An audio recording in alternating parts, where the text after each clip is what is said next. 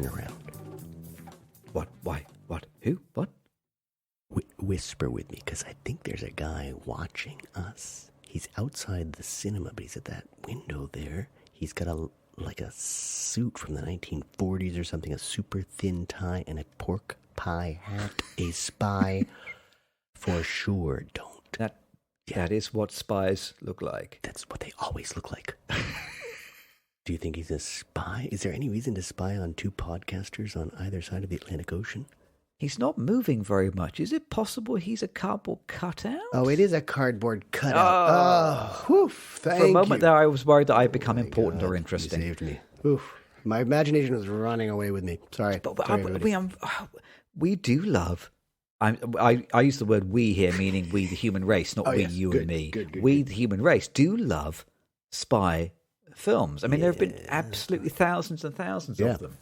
But I was sort of wondering, why do we love that so much? Yeah. There's a lot of genres that kind of relate to personal experience. So people kind of people like comedies because we laugh with our friends. People like romantic films because we hope there's some romance in our lives. Mm-hmm. People like medical dramas. And everyone's met a doctor, or we've seen an awful lot of teaching movies, and everybody has had a teacher. Yeah. But I'm not sure that I know anybody who's met a real spy, and yet we've all seen hundreds, thousands of spies on screen, and I'm not really sure I can explain why it's such a popular genre. I think I know a CIA agent. No way. Really? Are you allowed to say that? He doesn't know that I know that he's a CIA agent.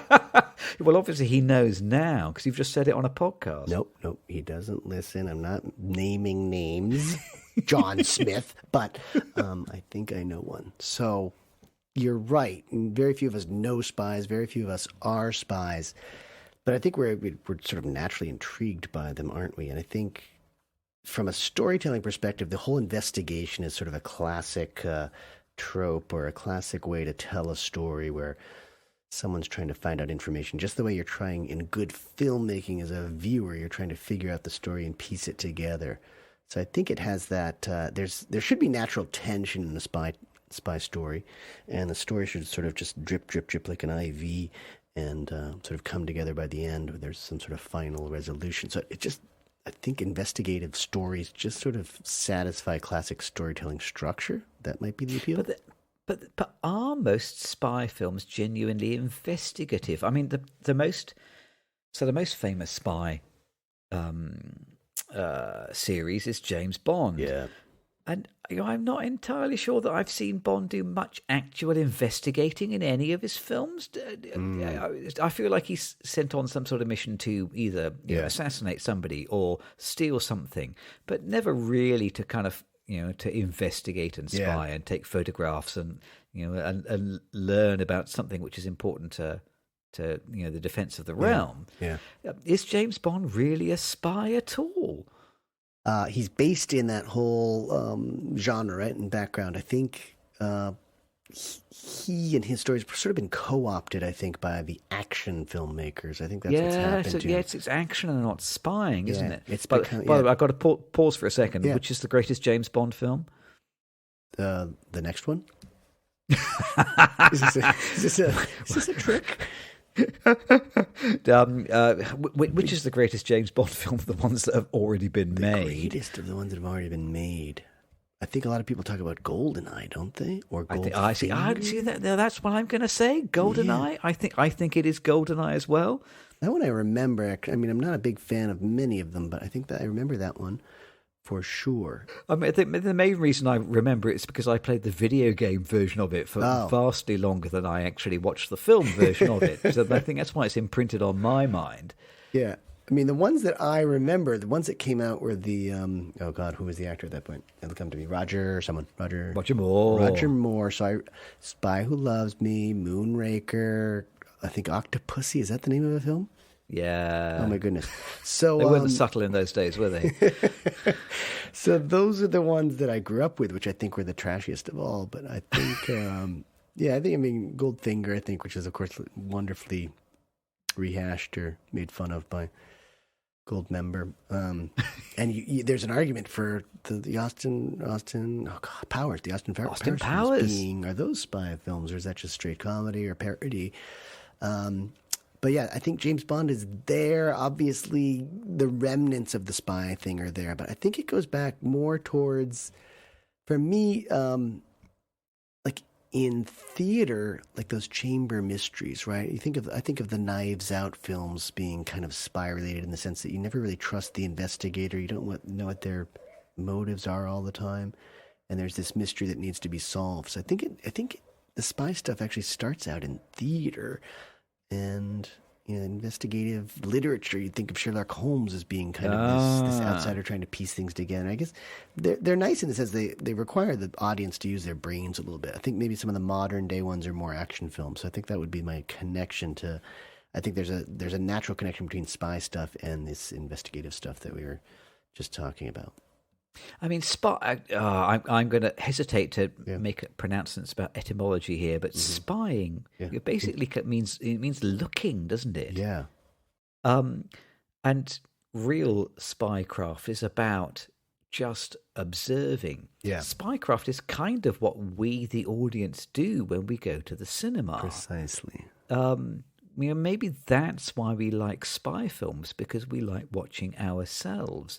I mean, proper spy films, I think, films where you have a protagonist who is actually doing some genuine spying, more looking and observing and listening than punching and running and shooting. Yeah. I think of things like The Conversation. Have you seen that? The Gene Hackman film with that's on my list right here. Right. Okay. So that's a Francis Ford Coppola film. We haven't talked about him for a few weeks. It is. Yeah, and The Lives of Others, that's it. Have you seen that? Saw that when I was living in London. That's like 2007, 8? I think it is a 2007 film, absolutely. Yeah. And both of those films just make me think of kind of late middle-aged men with hair problems or wearing headphones. They need the toupees. Get the toupees from 3 Days of the Condor. Problem solved. Solved. It's about kind of quietly, silently listening to stuff, isn't it, or watching stuff. That is genuine spying. Yeah. Whereas Jason Bourne or something like that they shouldn't be called spy films. I think they should be called punching films, because they're largely about punching. I think you're absolutely right. And if you were going to be a good spy, you wouldn't punch anybody, because your cover would be immediately blown. Yeah. And I would say that those two films for me are far more frightening than anything in the Jason Bourne series or the Mission Impossible series, and not because there are no toupees. And we've talked about toupees. We have a toupee sponsor, don't we? But it's about the fact that just any old person is using some sort of device to spy on us. And I mean, I think this should be really relevant story material right now, especially because I think we have less and less privacy. And I think that's the frightening thing, is those films where someone else knows more about us than we know, and that's frightening. Or that anyone else knows, I guess. I tell you, what is the greatest contemporary spy film? It's The Social Network, isn't it? I think Mark Zuckerberg is the greatest spy of modern times. Ooh, that's good. He knows absolutely everything about the minutiae of everybody's life. Yeah. That's what kind of spying is. Yeah, spying in the modern world is it happens with a keyboard and a monitor, doesn't it? Yeah, so it's actually very sedentary. It's actually potentially not very interesting at all. So that's probably why they start punching stuff. Or it's kind of algorithmic. It's like, I know that Alexa is listening in on our conversations all the time, but I just trust that there's no humans listening in on what Alexa is listening to. Yeah. She's just algorithmically making a little list of the banal idiot things that I talk about. Tinker Tailor Soldier Spy kind of does some of that, doesn't it? That was just a few years ago, wasn't it? That wasn't that long ago. That's one of those few spy films where it kind of captures that, like the banality, like the kind of the dull office paperwork nature of true spycraft. I bet if you're a real spy, 90% of your work is filing reports and typing up statements. It's almost as if there's a generational thing, because that's Jean Le Carré, right? Yeah. My father used to read a lot of those books, so I read Tinker Tailor Soldier Spy when I was, 12, 13 years old. I really probably didn't understand it very well, but I think those pieces they've been surpassed by more of the punching stuff, I guess. It seems like that was very, very cerebral spy work. You're right, where they had to investigate a little bit and spend time in some smoky office with people in cheap suits and toupees. And now Tom Cruise isn't going to wear a toupee, is he? Yeah. Well, Tom Cruise's hair is looking so good. I'm starting to ask questions. I don't know. I'm starting to ask questions. Okay, so we're talking about the other thing that I think distinguishes genuine spy work from the kind of action sort of punchy films is overcompetence. This is kind of what I kind of always take home from the Tom Cruise films or the Jason Bourne films or whatever, is that these guys are incredibly competent at what they do. Whereas, probably real spies actually kind of mess up. I don't know whether you saw this out last year. I think The Courier, which is a Benedict Cumberbatch film, which is like a realistic spy film about a guy who is a salesman who is kind of co-opted into doing a bit of spying on the Iranians. Yeah. And he's doing something kind of pretty trite, like he's selling cutlery or something like that. But they managed to persuade him to do this little bit of spying. And because he's not at all competent, he's an absolutely terrible spy. So he very quickly just gets caught. Yeah. And then he spends at least a third of the film in prison. And you kind of think, that's what real spying is about, isn't it? It's about trying to look into things, not doing it very well, and then being sent to prison and end up being part of a prisoner exchange program. Somehow competence isn't necessarily what makes for the most dramatic storytelling. Thank you for saying that, because I'm going to make an argument for two films as being the best spy films because they don't really feature natural spies, let's say. North by Northwest, which we talked about last week with Mission Impossible and the 39 Steps. For me, because you're throwing sort of an average dude into a situation where he has to become a spy. I've got to stop you there. I wish I lived in a world where Cary Grant was the average dude. Oh, my God. Can you imagine? No, but carry on, yes. I just learned yesterday the dude actually has its roots in dandy. So it actually makes sense. Yeah. The modern version we think of being very different, like a laid-back guy is, from The Big Lebowski, but dude is actually related to dandy, which is sort of a fancily dressed person, which is exactly who Cary Grant is when he's playing Roger Thornhill in North by Northwest. So I love that when an average person is thrown into extreme circumstances where they have to sort of become someone that they are not, and he becomes a spy, and that's just one of the best films ever. And then another person is the Manchurian Candidate. I'm forgetting the name of the actor and his role, but anyway, he's sort of so it's either Frank Sinatra or Denzel Washington, isn't it? No, I'm watching the original. It's 1962. It's the Frankenheimer film, not the who made it? Jonathan Demme? Who remade Manchurian Candidate? I think it may well have been Jonathan Gus Van Demme. Zandt. It was he remade Psycho. I think it was Jonathan Demme.